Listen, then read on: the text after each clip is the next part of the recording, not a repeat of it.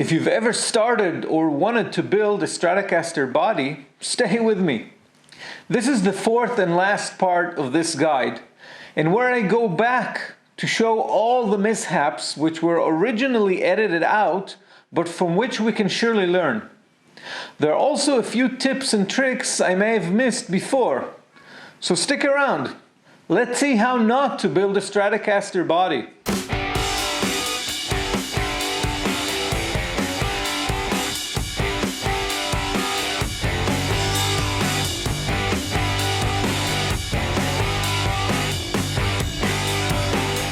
Hi, I'm Yoav and this is the Electric Luthier. In the last part, we ended up with a nice Pinecaster body, which can be used as a replacement body or a base for a brand new Strat. As with any of my projects, I've edited out some minor and sometimes major mistakes to keep the flow of the build. However, these are exactly the types of mistakes we can all learn from, especially less experienced builders. Hiding them from you guys to protect my own fragile ego would totally miss the purpose of these videos, as there are surely lessons to be learned here. After watching the videos, there are also a few tips and tricks that came to mind, and I'll share those as well. Now, routers cut fast and make for critical mistakes. For demonstration purposes, I've actually been shooting the making of two bodies simultaneously. Those of you with a sharp eye may have noticed a 2- and a 3-piece body. Now, routing the outline on my table-mounted manual router, I've failed to properly tighten the height of the router. This added gravity to work against me. Normally, I may have been able to catch it in time, but I would have blocked the camera view. The result was the large blade slipping down till the bearing no longer maintains its grip and the blade just cuts into both the body and the template. This can be fixed in a few creative ways, but if you were aiming for a natural look, it would be difficult to completely hide. The template can easily be duplicated without the damaged gash. It's a template after all.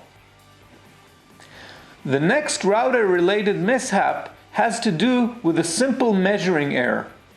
While measuring the depth of the bridge cavity to be routed from the back, I made sure, twice actually, that I am reaching the 1.5 or 38 millimeters.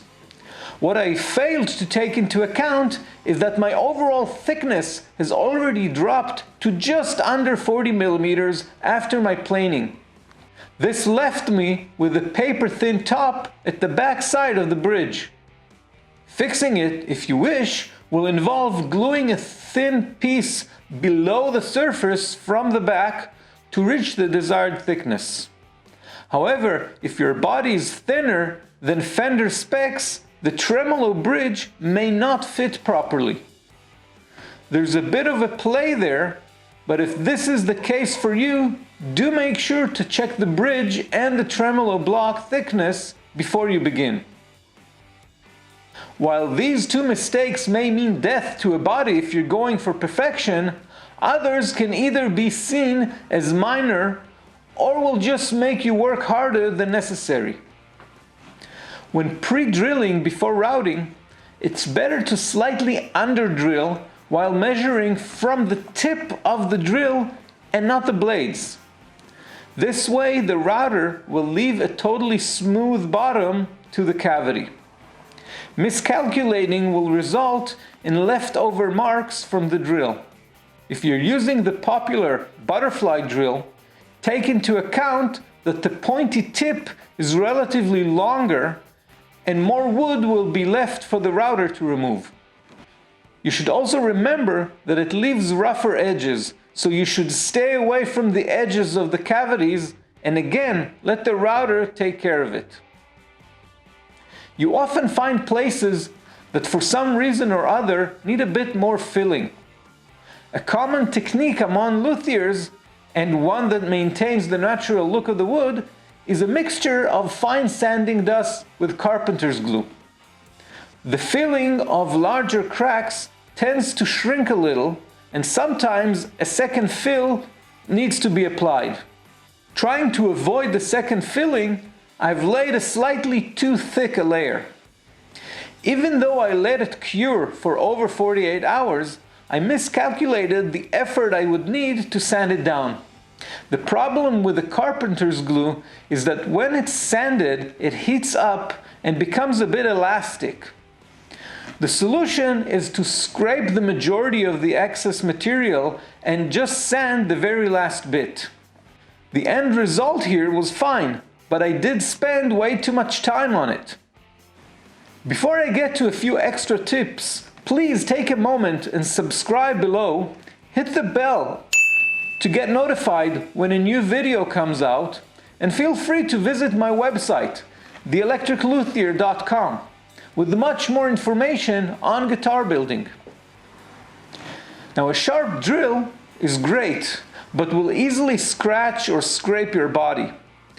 While I always protect the entry point side by layering some masking tape, one little push drove the tip right into the bottom of the control cavity and made a nasty, unnecessary little gash.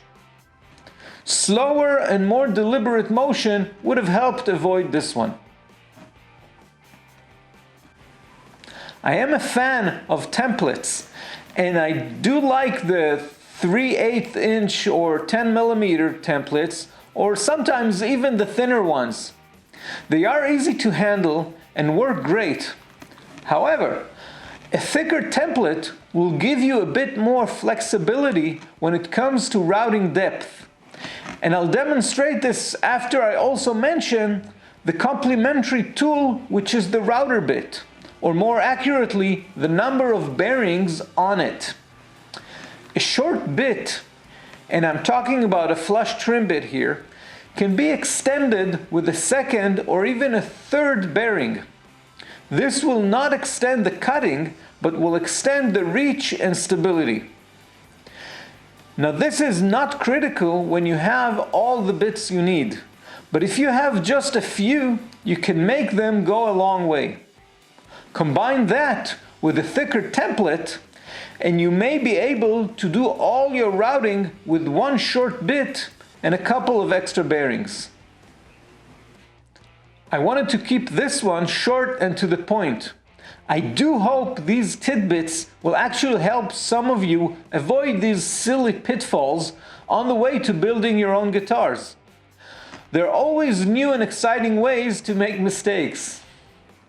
I will link all the plans as well as the tools I used for this build in the description below. And if you want more content about guitar building, please hit the subscribe button below, and don't forget to add the little bell to get notified when a new video comes out.